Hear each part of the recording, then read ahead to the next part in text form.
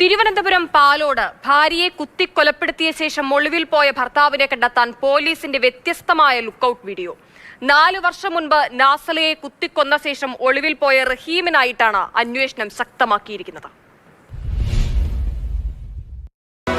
തിരുവനന്തപുരം ജില്ലയിലെ Palode police station പരിധിയിൽപ്പെട്ട Peringamala എന്ന സ്ഥലത്ത് വീട്ടിൽ വച്ച് 2021 നവംബർ 11 രാത്രി ഭാര്യയെ മൃഗീയമായി കുത്തിക്കൊലപ്പെടുത്തിയ ശേഷം രൂപഭാവങ്ങളിലും വേഷവിധാനത്തിലും മാറ്റം വരുത്തി വിവിധ വ്യാജ പേരുകളിൽ വിവിധ സ്ഥലങ്ങളിൽ ഒളിവിൽ കഴിഞ്ഞു വരികയാണ് റഹീം എന്നു പേരുള്ള ഈ കൊടും കുറ്റവാളി.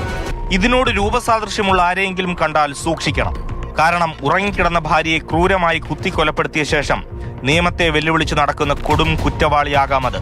2021 നവംബർ 11 പാലോട് സ്വദേശി അബ്ദുൾ റഹീം ഭാര്യ നാസില ബീവിയെ കുത്തിക്കൊലപ്പെടുത്തിയത്. കിടപ്പുമുറിയിൽ ഉറങ്ങിക്കിടന്ന നാസിലയുടെ കഴുത്തിൽ പ്രതി കത്തികൊണ്ട് കുത്തുകയായിരുന്നു. 12 വയസ്സുള്ള മകളും അതേ മുറിയിൽ കിടന്നുറങ്ങുമ്പോഴായിരുന്നു ക്രൂരത.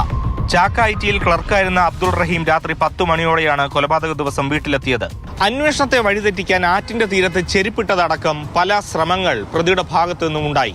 പക്ഷെ പോലീസിന് പല സംശയങ്ങൾ ഉണ്ടായിരുന്നു. അങ്ങനെയാണ് പ്രതി റഹീമാണ് എന്ന് ഉറപ്പിച്ചത്.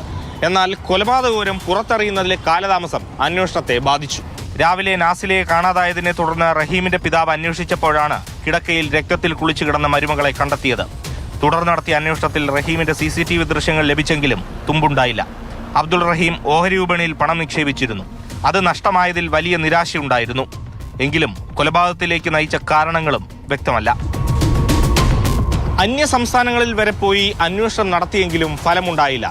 കൊലപാതകം നടന്ന് 4 വർഷം പിന്നിടുമ്പോൾ നാസിലയ്ക്ക് നീതി ഉറപ്പാക്കാൻ പൊതുസമൂഹത്തിന്റെ സഹായം തേടുകയാണ് police. AK Stephen, Mathrubhumi news, Thiruvananthapuram.